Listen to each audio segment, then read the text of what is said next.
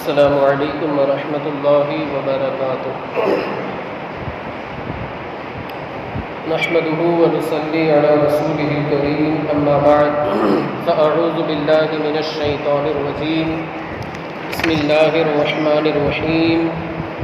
ان اللہ وملائکته یصلون علی النبی یا ایھا الذین آمنوا صلوا علیہ وسلموا تسلیما۔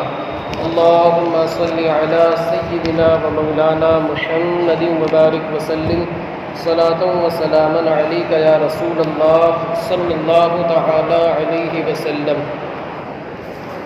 عزیزان ملت اسلامیہ، آج کی جو حدیث پاک ہے اس میں اللہ کے رسول صلی اللہ علیہ وآلہ وسلم ارشاد فرماتے ہیں کہ بشروا یسروا ولا تعسروا، یسروا ولا تعسروا وبشروا ولا تنفروا۔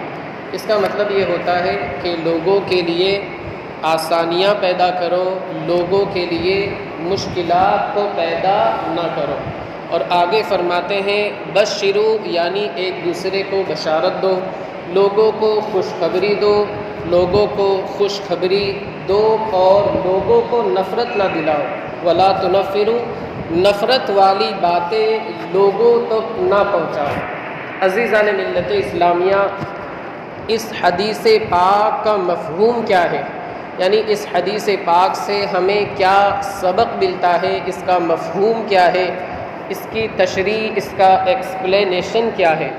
تو شارحین حدیث اس حدیث کے تعلق سے ارشاد فرماتے ہیں کہ یسروا ولا تعسروا، یعنی آسانیاں پیدا کرو لوگوں کے لیے، دشواریاں مشکلات کو پیدا نہ کرو، اور خوشخبری دو، نفرت دلانے والی باتیں جو ہے وہ لوگوں کے سامنے پیش نہ کرو۔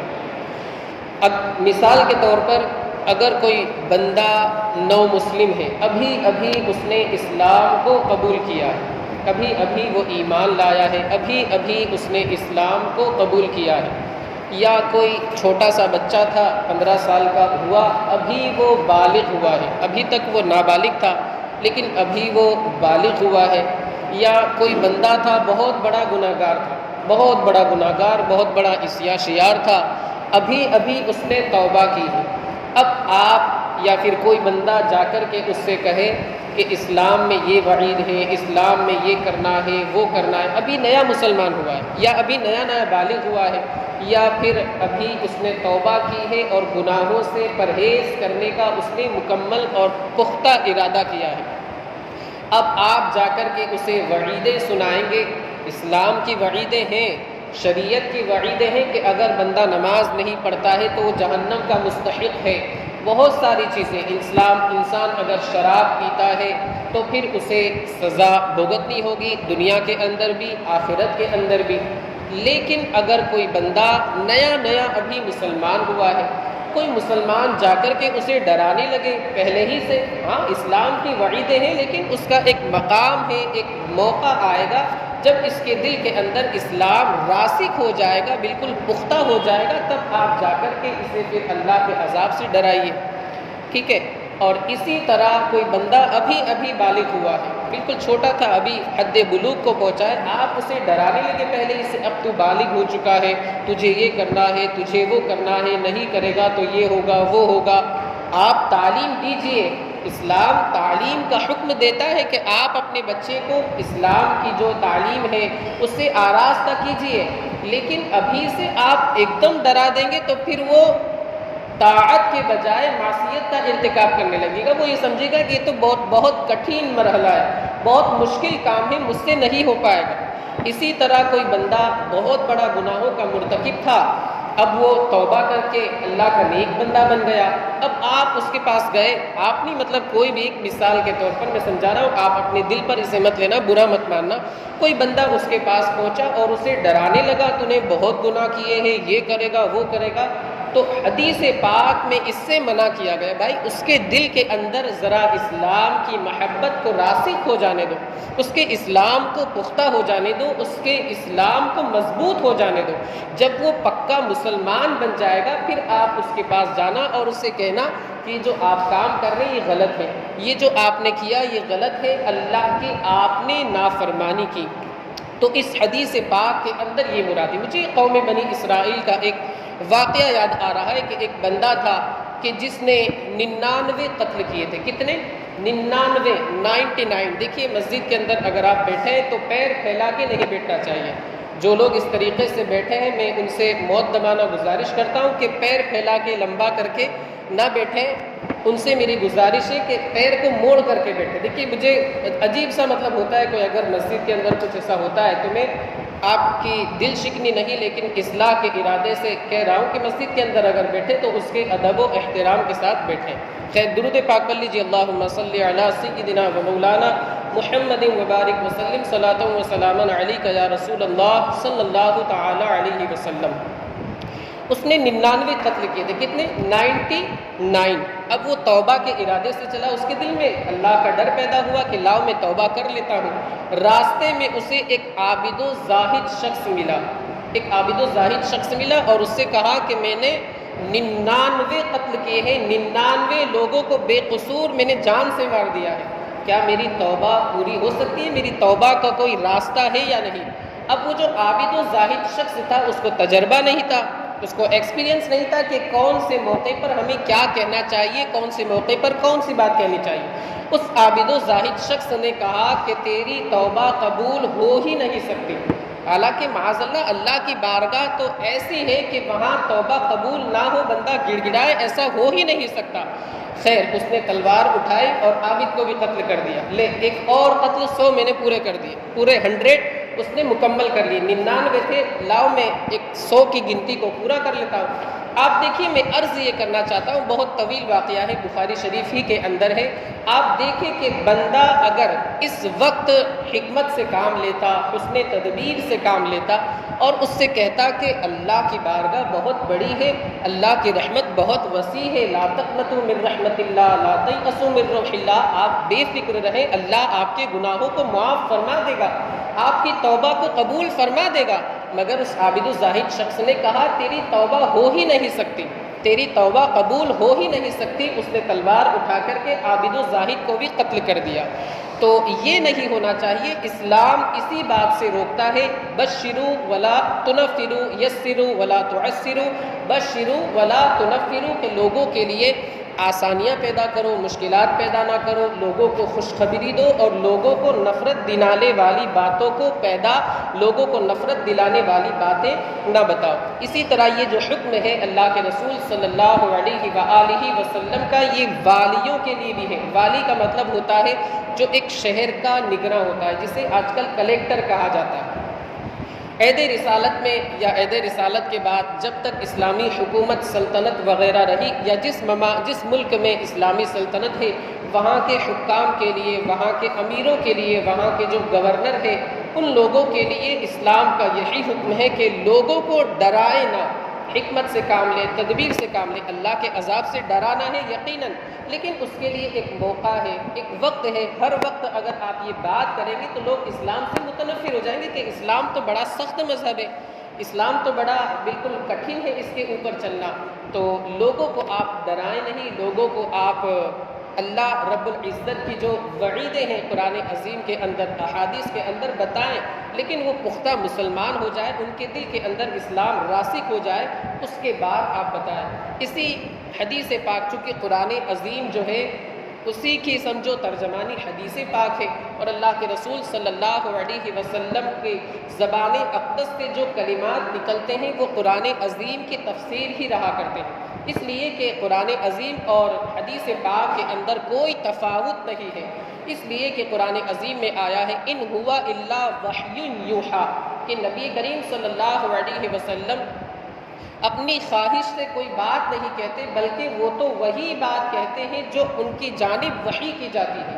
وحی ہی سے وہ بات کہتے ہیں، اپنی خواہش سے، اپنی جانب سے کوئی بات نہیں کہتے۔ امام اہل سنت کیا ہی خوب فرماتے ہیں، وہ دہن جس کی ہر بات وحی خدا، چشمہ علم و حکمت پہ لاکھوں سلام۔ امام اہل سنت اس طریقے سے خراج عقیدت پیش کرتے ہیں۔ تو میں عرض کر رہا تھا کہ یہ جو حدیث پاک کے اندر مضمون ہے، اسی طرح قرآن عظیم میں اللہ فرماتا ہے یرید اللہ بکم الیسر، اللہ تم سے آسانی چاہتا ہے، ولا یرید بکم العسر، تم سے دشواری کو مشکل نہیں چاہتا، اللہ تم سے آسانی چاہتا ہے۔ اور اسی طرح ایک دوسری آیت مقدسہ ہے یرید اللہ ان یخفف عنکم، اللہ تم سے تخفیف چاہتا ہے۔ ما جعل علیکم فی الدین من حرج، کہ اللہ نے دین کے اندر کوئی حرج، کوئی تنگی، کوئی دشواری، کوئی مشکل کو نہیں رکھا ہے، بندوں کے اوپر اللہ نے آسانی رکھی۔ آپ دیکھیں کہ انسان اگر کھڑے رہ کر نماز نہیں پڑھ سکتا تو بیٹھ کر نماز پڑھے، بیٹھ کر نہیں پڑھ سکتا تو لیٹ کر نماز پڑھے، لیٹ کر نہیں پڑھ سکتا تو اشارے سے پڑھے، کسی دن کا اگر رمضان کا روزہ نہیں رکھ سکتا تو اور دنوں میں اس کی قضا کر لے۔ آپ دیکھ رہے آسانیاں اللہ نے امت محمدیہ صلی اللہ علیہ وسلم کے لیے پیدا کر رکھی ہے، بس ہمیں کام کرنا ہے۔ اگلی امتوں کا آپ جائزہ لیں تو ان میں حکم کیا تھا آپ جانتے ہیں؟ آج کل اگر ہمارا کپڑا اگر نجس ہو جائے، کوئی نجاست اگر ہمارے کپڑے میں لگ جائے تو ہمارے لیے کیا حکم ہے کہ ہم اس کپڑے کو جا کر کے اچھے سے 3 مرتبہ دھو لیں گے اور اسے نچوڑ لیں گے، حتیٰ کہ اس کے اندر سے ایک قطرہ بھی اپنی طاقت بھر، جتنا ہمارے اندر پاور ہے اس طاقت بھر ہم اسے نچوڑیں گے، وہ کپڑا 3 مرتبہ اس طریقے سے دھونا ہے، پھر وہ پاک ہو جائے۔ یہ ہمارے لیے حکم ہے۔ لیکن اگلی امتوں کے لیے حکم کیا تھا؟ قوم بنی اسرائیل کے لیے حکم یہ تھا کہ اس کپڑے کا جو حصہ ہے اسے کاٹ کر کے آپ کو پھینک دینا ہے۔ آپ دیکھیں کہ امت محمدیہ پر اللہ نے کتنی آسانیاں رکھی ہیں کہ اس کپڑے قوم بنی اسرائیل کے لیے کیا تھا کہ اس کپڑے کو کاٹ کر کے پھینک دینا ہے، لیکن ہمارے لیے الحمدللہ حکم یہ کہ اس کپڑے کو آپ پاک کر لو، دھو لو اور دوبارہ پہن سکتے ہو، پاک ہو گیا آپ پہن سکتے ہو، نماز بھی ہو جائے گی، مسجد بھی جا سکتے ہو اور مقدس مقامات پر بھی جا سکتے ہو، حرم شریف بھی جا سکتے ہو، مدینہ منورہ بھی جا سکتے ہو۔ تو یہ حکم ہے۔ اگلی امتوں کی ایک اور مثال میں آپ کو دوں کہ حضرت موسیٰ جب قوم بنی اسرائیل سے کوہ طور پر گئے، طور نام کا ایک پہاڑ ہے، آپ حضرات نے سنا بھی ہوگا، تو لگ بھگ 40 دن کے لیے گئے جہاں پر توریت کا نزول ہوا، توریت نازل ہوئی۔ جب آپ واپس تشریف لائے تو آپ کی قوم 2 حصوں میں بٹ گئی تھی، آپ کے ماننے والے، آپ کی جو قوم تھی 2 حصوں میں بٹ گئی تھی۔ ایک قوم کے ایک حصے نے، ایک گروہ نے، ایک جماعت نے، ایک پارٹی نے بچھڑے کی پرستش میں اپنے سارے دن گزار دیے۔ بچڑا سمجھتے ہوں گے، گائے کے بچے کو بچڑا کہا جاتا ہے۔ گائے کے بچے کی پرستش میں پورے کے پورے دن گزار دیے، اور دوسرے لوگوں نے بچڑے کی پرستش نہیں کی، یعنی اس کو نہیں پوجا، اس کی عبادت باطل طریقے سے نہیں کی۔ اب اللہ کی جانب سے حکم ہوا، آپ دیکھو قرآن عظیم کے اندر آتا ہے ثم بعثناکم من بعد موتکم وظللنا علیکم وَإِذْ قَالَ مُوسَىٰ لِقَوْمِهِ يَا قَوْمِ إِنَّكُمْ ظَلَمْتُمْ أَنفُسَكُمْ، کہ حضرت موسیٰ نے اپنی قوم سے ارشاد فرمایا کہ تم نے اپنی جانوں پر ظلم کیا ہے، ایک بچڑے کو معبود بنا کر کے، کہ عبادت کے لائق تو ہے نہیں، عبادت کے لائق تو صرف میرے رب کی ذات ہے، مگر تم نے بچڑے کو معبود بنایا۔ فَاقْتُلُوا أَنفُسَكُمْ، تو تم اپنے آپ کو قتل کرو۔ اس آیت کریمہ کی شان نزول کے اندر مفسرین کرام بیان فرماتے ہیں کہ جن لوگوں نے بچھڑے کی پرستش کی تھی، بچھڑے کی عبادت کی تھی، بچھڑے کو پوجا تھا، ان لوگوں کے تعلق سے دوسرے لوگوں کو، جن لوگوں نے بچھڑے کی پرستش نہیں کی تھی، بچھڑے کی عبادت نہیں کی تھی، بچھڑے کو نہیں پوجا تھا، انہیں حکم دیا گیا کہ جن لوگوں نے بچھڑے کی پرستش کی ہے انہیں قتل کرو۔ آپ ذرا دیکھیں اللہ کا حکم کتنا سخت تھا قوم بنی اسرائیل کے تعلق سے۔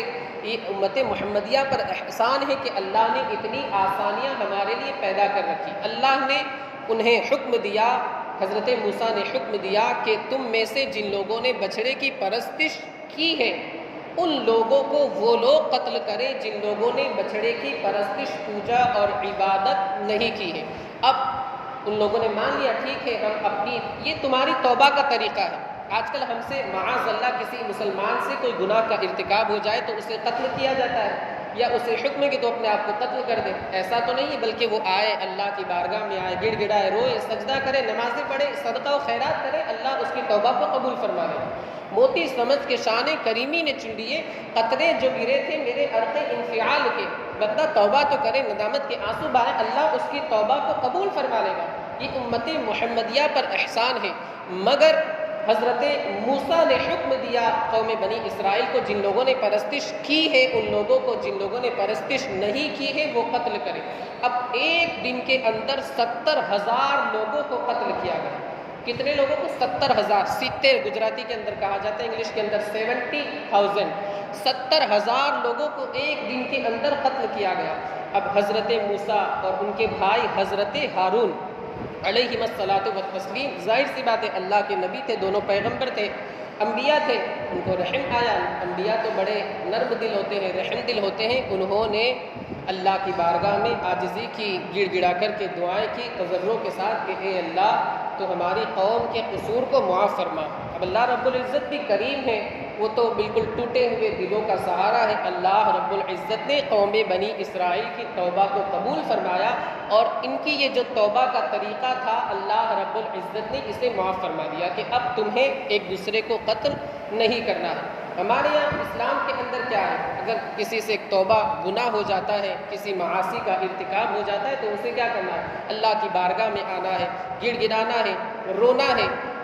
اللہ رب العزت اس کی توبہ کو قبول فرما لیتا ہے. آپ دیکھیں کہ اسلام کتنا نرم اور آسان مذہب ہے، مگر اس کے باوجود بھی آج کا مسلمان اسلام کو مشکل مذہب سمجھتا ہے، اسلام کو دشوار مذہب سمجھتا ہے، اسلام کو وہ سمجھتا ہے کہ اسلام کے راستے پر چلنا بڑا کٹھن ہے. حالانکہ ایسا نہیں، آپ آؤ تو صحیح. اسلام کو آپ نے بہت دور سے دیکھا ہے. ہم نے اسلام کو صرف رمضان کے ساتھ خاص کر دیا ہے کہ رمضان آئے گا ہم نمازیں پڑھیں گے، ہم قرآن پڑھیں گے، ہم روزہ رکھیں گے، ہم زکوٰۃ نکالیں گے، بس ختم. رمضان کے بعد جب رمضان کا مہینہ ختم، اس کے بعد یہ سارے کے سارے جو ہمارے امور ہیں، فرائض ہیں، ان کو ہمیں پس پشت ڈال دینا ہے معاذ اللہ. یہی سوچ آج کے اکثر مسلمانوں کی بن چکی ہے. آپ تو آج کی حدیث پاک کا درس یہی تھا کہ اسلام جو ہے وہ نرمی کا برتاؤ کرنے کا حکم دیتا ہے، بلکہ آپ سیرت نبوی کا مطالعہ کریں. اللہ کے رسول صلی اللہ علیہ وسلم خود بالکل رحمت عالم بن کر کے تشریف لائے. وما ارسلناک الا رحمتا للعالمین. وہ نبیوں میں رحمت لقب پانے والے، مرادیں غریبوں کی بر لانے والے، وہ اپنے پرائے کا غم کھانے والے، مصیبت میں غیروں کے کام آنے والے، چمک تجھ سے پاتے ہیں سب پانے والے. پورا یہ ایک کلام ہے. ایک آخری بات میں عرض کر دوں، اللہ کے رسول صلی اللہ علیہ وسلم کو حکم دیا گیا وَلَوْ كُنْتَ فَظًّا غَلِيظَ الْقَلْبِ لَانفَضُّوا مِنْ حَوْلِكَ. اے محبوب صلی اللہ علیہ وسلم، اگر آپ سخت دل ہوتے، نرم دل اور نرم عادت اپنانے والے نہ ہوتے تو آپ کے ارد گرد جو لوگ جمع ہوئے ہیں، ایمان لائے ہیں، کوئی بھی آپ کے ارد گرد نظر نہ آتا، کوئی آپ کے مذہب کو، آپ کے دین کو، آپ کے اسلام کو قبول ہی نہ کرتا. تو اللہ کے رسول صلی اللہ علیہ وسلم کو خود اللہ رب العزت نے نرم دل، نرم خو، نرمی کا برتاؤ کرنے والا بنایا. تو ہمیں بھی نرمی کا سلوک کرنا چاہیے. اس حدیث پاک سے ہمیں یہی درس ملتا ہے، اس حدیث پاک سے ہمیں یہی لیسن ملتا ہے، اس حدیث پاک سے ہمیں یہی سبق ملتا ہے. ایک بات آپ حضرات کو میں عرض کر دوں، آپ اس سے لیکن یہ مت نتیجہ نکالنا کہ تعزیہ بنانا معاذ اللہ جائز ہے. مروجہ تعزیہ داری حرام ہے. امام اہل سنت حضور اعلیٰ حضرت علیہ الرحمت والرضوان کا یہی فتویٰ ہے. ٹھیک ہے، ہم اسے بالکل دل و جان سے تسلیم کرتے، مانتے اور الحمدللہ اس پر عمل بھی کرتے ہیں، تعزیہ بنانے والوں کی مخالفت بھی کرتے ہیں. حضور اعلیٰ حضرت علیہ الرحمت والرضوان کی بارگاہ میں کسی جگہ کے تعلق سے مطلب بتایا گیا کہ فلاں جگہ پر لوگ دین کو اتنا فراموش کر بیٹھے ہیں، اتنا بھلا بیٹھے ہیں کہ ان کی جو علامت ہے وہ صرف اور صرف تعزیہ داری. یعنی وہ لوگ یہ سمجھتے ہیں کہ صرف تعزیہ بنانا ہے، اس کے علاوہ نماز، قرآن، روزہ، زکوٰۃ، تلاوت، حج وغیرہ کچھ بھی نہیں ہے. صرف وہ لوگ تعزیہ بنانے کی بنیاد پر اپنے آپ کو مسلمان سمجھتے تھے. اب دیکھیے بزرگان دین نرمی کا سلوک کس طریقے سے برتتے ہیں. امام اہل سنت کی بارگاہ میں یہی مطلب بات کی گئی کہ اس علاقے کے اندر لوگ تعزیے کو اپنا شعار سمجھتے ہیں اور یہی سمجھتے ہیں کہ تعزیہ بنانا ہی ہمارے مسلمان ہونے کے لیے کافی اور ہماری نشانی یہی ہے۔ اس کے علاوہ جو تعزیہ نہیں بناتا وہ غیر مسلم ہے، وہ کافر ہے۔ اب امام اہل سنت حضور اعلیٰ حضرت علیہ رحمت و رضوان نے یہ نہیں فرمایا کہ سب کے سب حرام کام کا ارتکاب کر رہے ہیں، غلط کر رہے ہیں۔ اس طریقے کا کہیں ثبوت اور کہیں روایت نہیں ملتی۔ امام اہل سنت نے ان سے ارشاد فرمایا کہ تم کوئی بات نہیں، تعزیہ بناؤ۔ آپ اس سے یہ مت نتیجہ نکالنا کہ امام اہل سنت نے فرمایا کہ تعزیہ بنانا جائز ہے، ایسا نہیں۔ آپ نے حکمت عملی کے پیش نظر تدبیر، حسن تدبیر کا مظاہرہ کرتے ہوئے آپ نے ارشاد فرمایا کہ کوئی بات نہیں، تعزیہ بناؤ۔ پھر وہ لوگ تعزیہ بناتے رہے، پھر آپ نے 3-4 مبلغین کو بھیجا۔ کام کرنا تھا، لوگوں کو دین سے قریب کرنا تھا، 3-4 مبلغین کو بھیجا۔ انہوں نے دین کا کام کیا، مذہب کا کام کیا، لوگوں کو اسلام سے قریب کیا اور اسلام کی صحیح اور حقیقی جو تعلیمات تھی ان سے لوگوں کو واقف کرایا، آشنا کرایا، لوگوں کو جاننے والا بنایا۔ نتیجہ یہ ہوا کہ الحمدللہ پورا جو قصبہ تھا، پورا گاؤں تھا، پہلے تو لوگ کچے مسلمان تھے، لیکن امام اہل سنت کی تعلیم کی برکت سے پورا گاؤں سچا پکا مسلمان ہو گیا۔ آپ دیکھیں یہ حسن تدبیر، اگر یہاں پر سختی کا معاملہ کیا، پھر آپ نے بعد میں فتویٰ بھی دیا کہ جو تم تعزیہ وغیرہ بناتے تھے یہ ناجائز و حرام ہے، مروجہ تعزیہ یہ ناجائز و حرام ہے۔ آپ دیکھیے حسن تدبیر سے اگر کام کیا جائے تو پورا کی پورا گاؤں مسلمان، پکا سچا مسلمان ہو سکتا ہے۔ تو ہمیں اس حدیث سے یہی تعلیم ملتی ہے، یہی درس اور یہی لیسن ملتا ہے کہ ہمیں نرمی کا معاملہ کرنا چاہیے، سختی کا برتاؤ، سختی کا سلوک، سختی کا رویہ ہمیں نہیں اپنانا چاہیے۔ مولا عز و جل جو کچھ بھی بیان ہوا اس کے بیان کرنے میں مجھ سے لغزش غلطی ہوئی ہو، اپنے حبیب کے صدقے میں اسے معاف فرما۔ مولا عز و جل اس پہ تعلیمات پر ہمیں عمل پیرا ہونے کی توفیق عطا فرما، بخاری شریف کے برکتوں سے ہمیں مالا مال فرما۔ مولا ہمارے ان بھائیوں نے شرکت کی، ان کو تو جزائے خیر عطا فرما، ان کی مشکلات کو آسان فرما۔ مولا عز و جل ان کی تمام جائز مرادوں کو پورا فرما۔